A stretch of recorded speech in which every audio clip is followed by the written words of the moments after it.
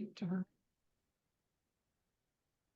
She wanted us to chat about, she was planning on chatting about your ideal client. Who is your ideal avatar?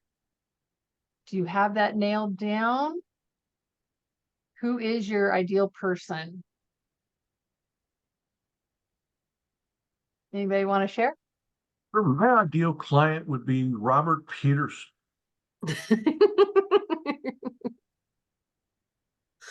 Followed closely by Wendy. Yeah, there you go. You know, I can work with just about anybody, but I think the people that have great contacts and have already built that trust with their followings are the people that I really want to deal with because I can assist. Yeah. And we talk about the ideal client a lot in lots of different arenas, different conversations. It is very helpful, even though we can work with everybody. I think it's very helpful when you can picture or identify some characteristics of that ideal person to help you clarify your language, not just for your audience, but also for you. I mean, I've had that recently. It's just helping me identify how I want to verbalize what I'm saying, because it is different depending on who the audience is. But if I can, most of the time I'm going to talk to this type of person, it helps me identify those words in that conversation.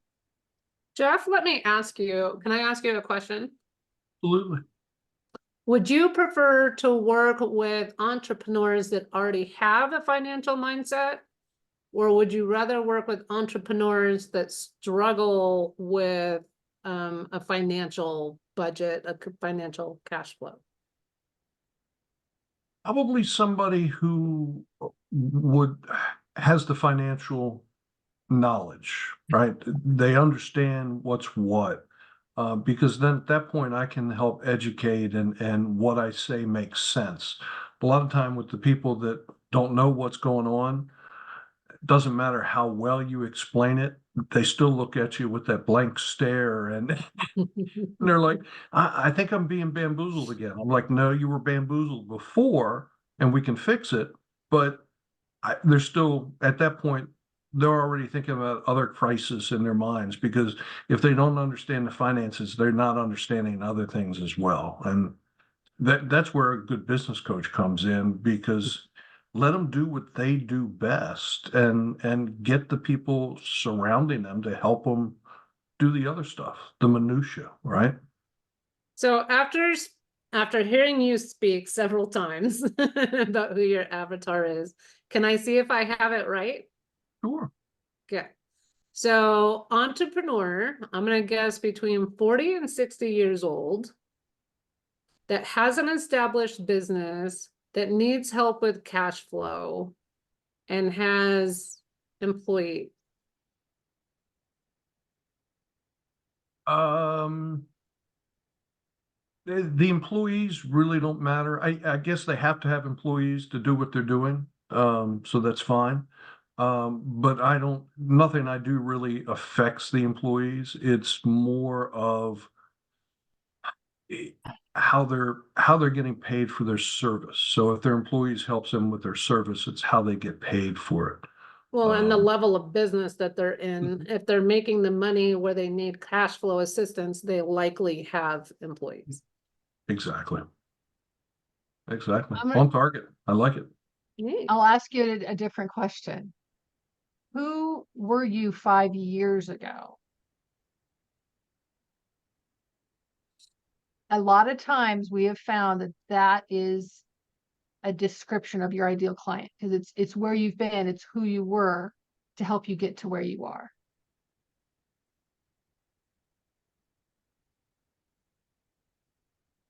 Not always, but sometimes. That's kind of a tough one. 5 years ago, huh? That's that means pre-COVID. Who were you pre-COVID? Right? Yeah, I was actually out on the street a lot more, more face to face, more walking in, identifying my clients and just walking in and talking to them. I've moved from that to straight referrals, which is great. But I think the client is still the same.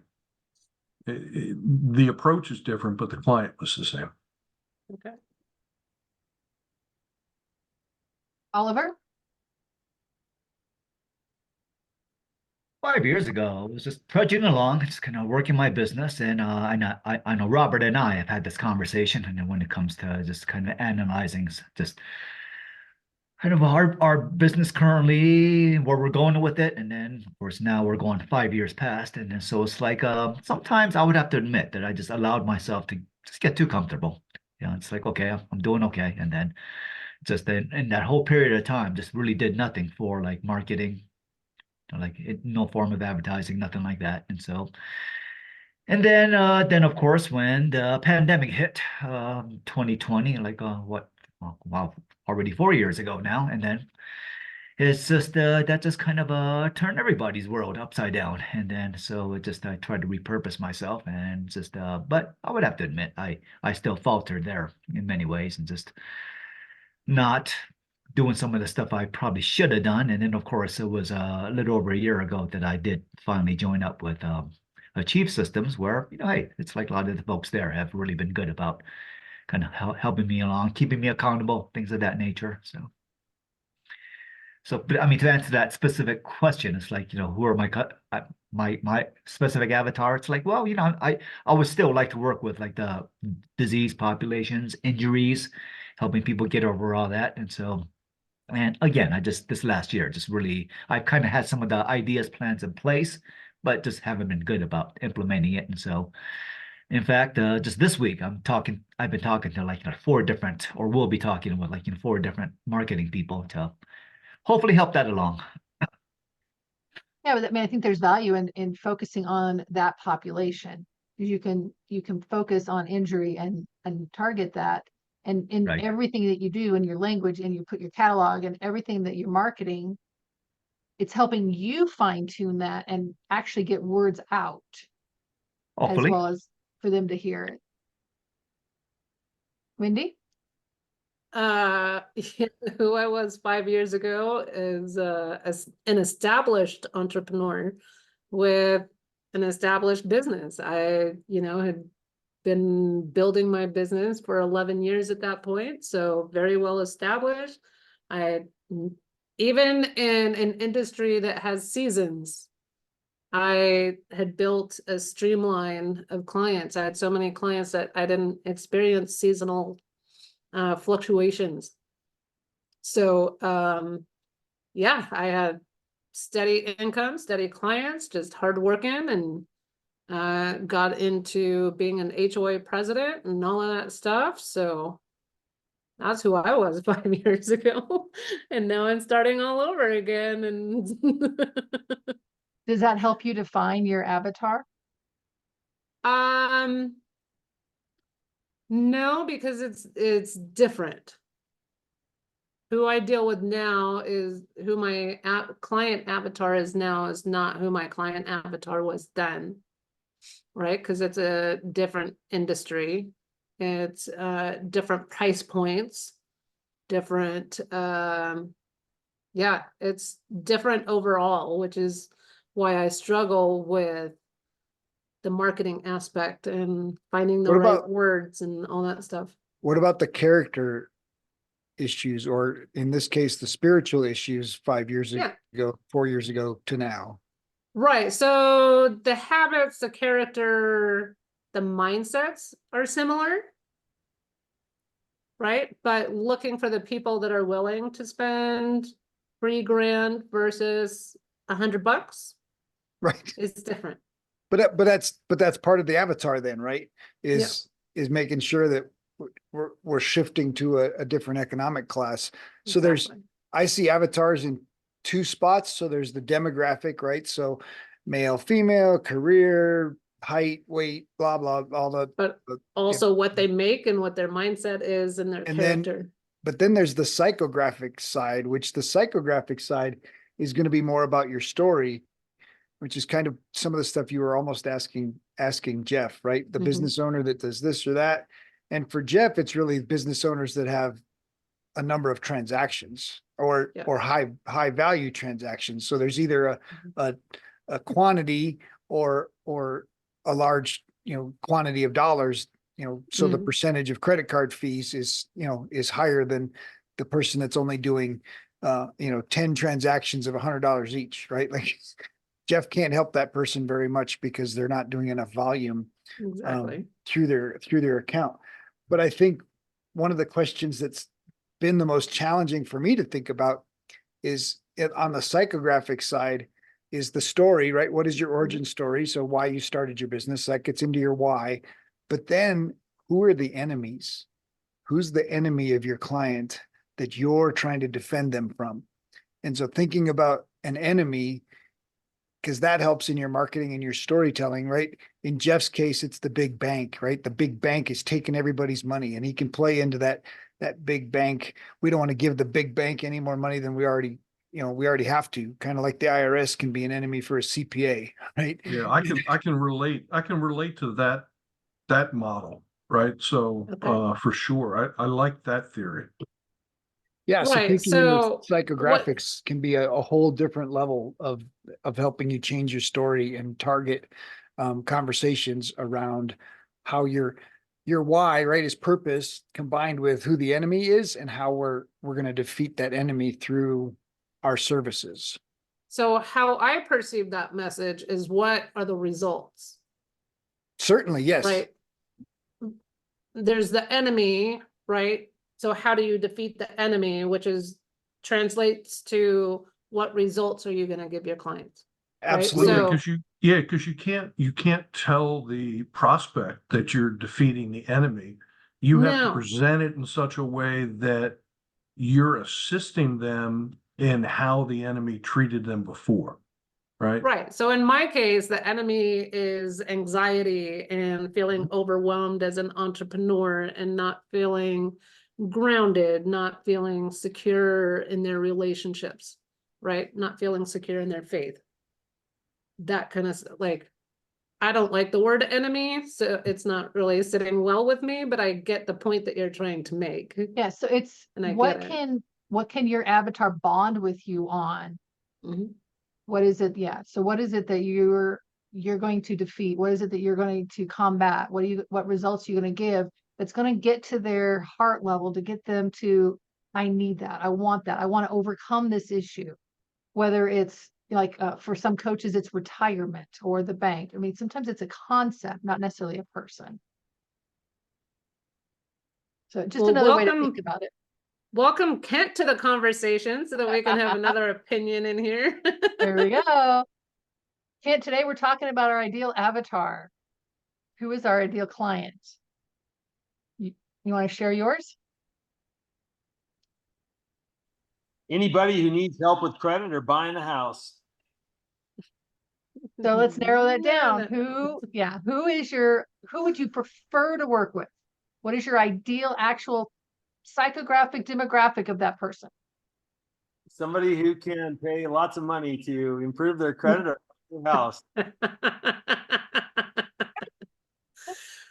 See, Okay, let me ask you this. Would you rather have somebody with a 500 credit score so that you can hit them up in the credit business and help them improve their credit so that they can also hire you as a real estate agent in order to buy a house?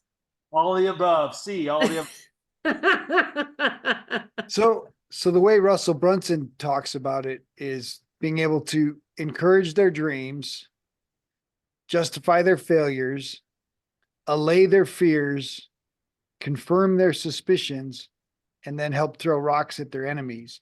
And so if you know the pain point and you know the feeling state, right? So part of you wants to target the feeling state they're in and then help them envision or feel the feeling state of, like Kent, if we get your credit cleared, you can buy the house, or we can help you have the house because, right? How's it feel to have a 800 credit score? Or, what does it feel like when you're walking in the front door of your house, your new home, because we've gotten you qualified, right? So thinking about ways to encourage their dream and then justifying their failures, right? Say, 80% of Americans have had their credit dinged at one point or another, right? And being able to say that you're normal, right? You're helping them feel that way. And then allaying their fears, like credit's fixable. Like even if your credit score has been beat up, we can fix it and get you back on track. And then of course, confirm their suspicions.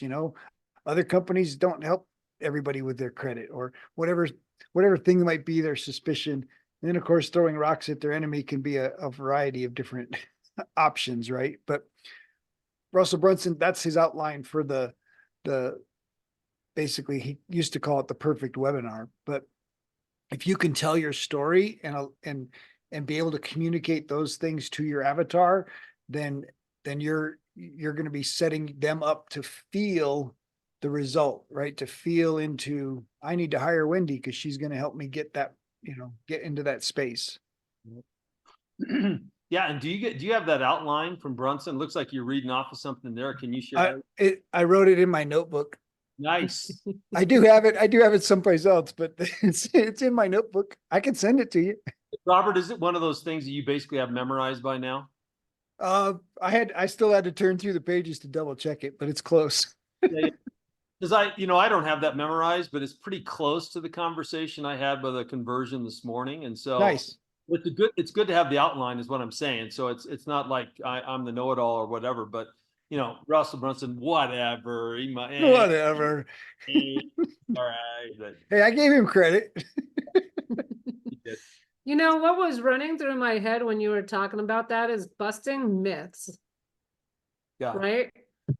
What myths are your clients buying into or have imprinted in their mind from a bad experience from somebody else or anything like that? And how can you bust those myths? Only struggling business owners need a coach. That's the big one. Right. And it is. I mean, Robert and I have been reading the book 10X is easier than 2X. And the idea that it's okay to delegate, to outsource the majority of what you're doing so that you can focus on what you're really, really, really good at. It's hard for some people to let go of some of that stuff. And it is so powerful. Jeff, what is one myth that your clients buy into that you could break? Merchant service agents are scam artists. Just flat out, there's just a flat out distrust of the entire industry because it was unregulated for so long. And I would say that there's no other option than the Stripe fees and things like that is one that comes to mind for me. Well, yeah, because now the bigger companies are marketing, we'll make it convenient and easy and safe. It's flat rate this, you can do that, you never have to worry about that.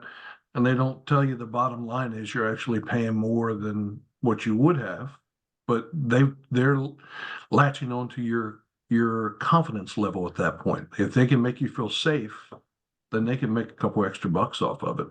Makes me think of the Canva commercial or not the Canva. What's the car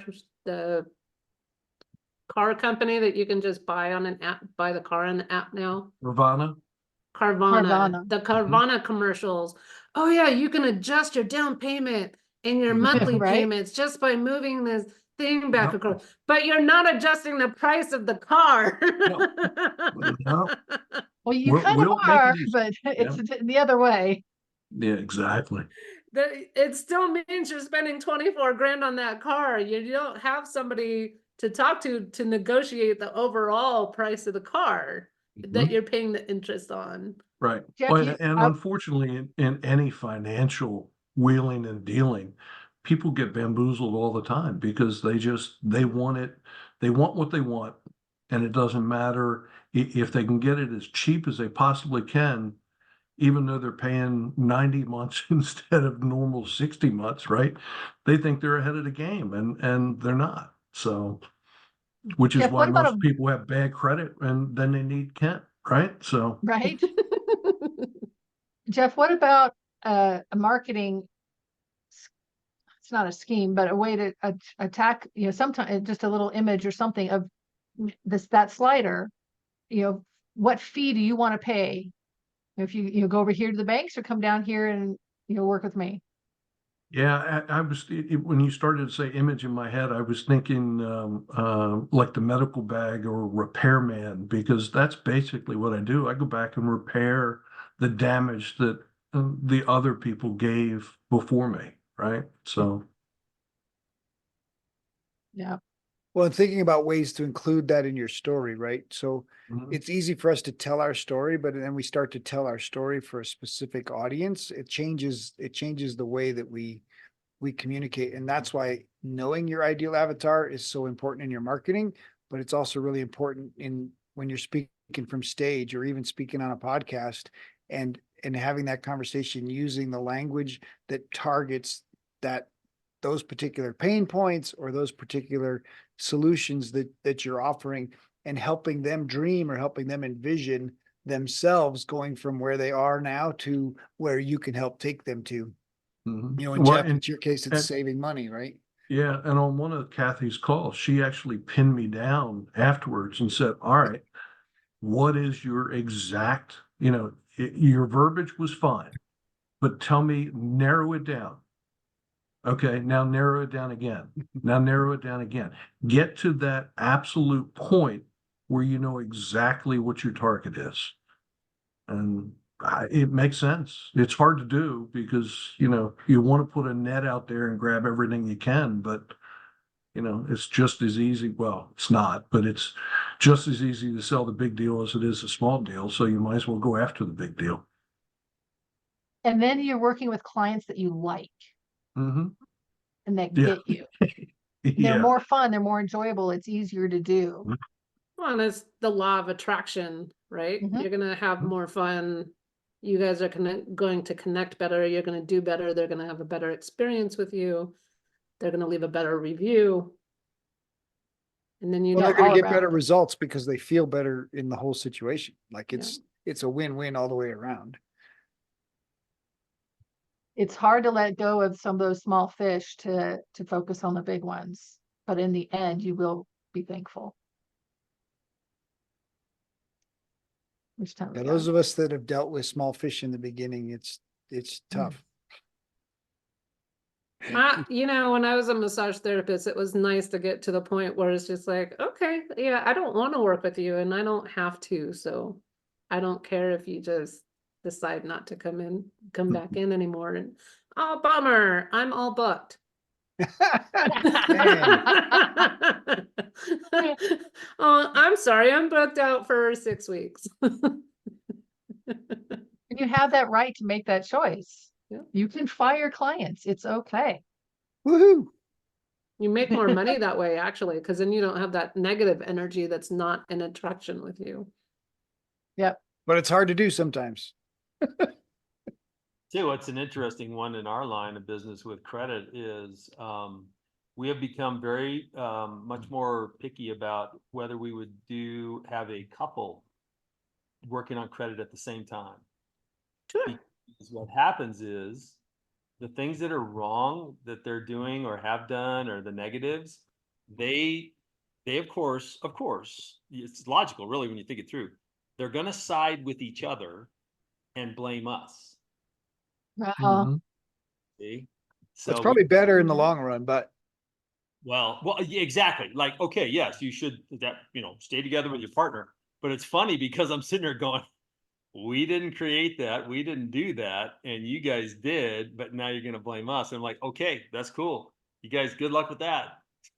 Well, there's a lot of that in a lot of our worlds because it's easier to blame the coach or blame somebody else than to take responsibility and make the change. Yeah, and especially when two people have to be in agreement on their own responsibility for it, because there's a whole other dynamic of all the rest of the relationship at stake in pointing the finger at each other and going, we are the problem, or maybe one of them, you have caused the problem, and now what do we do about it? And so, yeah, we almost won't take two people, a couple at the same time.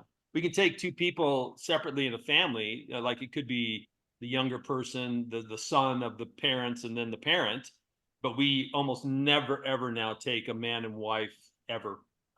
We I say, was hey, focus on one at a time. help one. Who do you want to go first? Interesting. Later, later, but just one at a time. I've been posed the same question. Do you What? take couples? And it's like, I take individuals, Yeah, and then the relationship is between you guys. that's right. Well, I So- go back to anytime you see an offer and it says they want to have the couple present, it just immediately smacks of timeshare where, you know, trying to pin one against the other until somebody signs. Yeah. Yes. Yeah. So Well, not I mean, fair. It, in our world, it's been, it leans more towards marriage counseling than anything else. Yeah. It's a, it's almost a discussion, you know, okay, if we're gonna do coaching, this is what it's gonna look like. If you want marriage counseling, it's gonna look this way. Yeah. Because if you do, you have both in the room, it's gonna end up interacting with that that dynamic as well. Right. And just in our history, that's just where we've been. So it is 2:30 also, so I don't want to keep you guys, but it's an interesting conversation and just something that we all still need to have those conversations with ourselves to narrow it down. And who am I talking to? I know a lot of people have always try to get you to say, name a single person. And I don't necessarily think you have to get that fine detailed, but you do want to narrow it down so you are very clear on your marketing for yourself and for your audience. Good. Good call. Good. Thanks for everybody. Great. Thanks for the Thanks, everyone. discussion today. Have a great Tuesday and the You rest of your week. too. Yeah. Bye guys. Bye. Hi, Wendy. Thanks.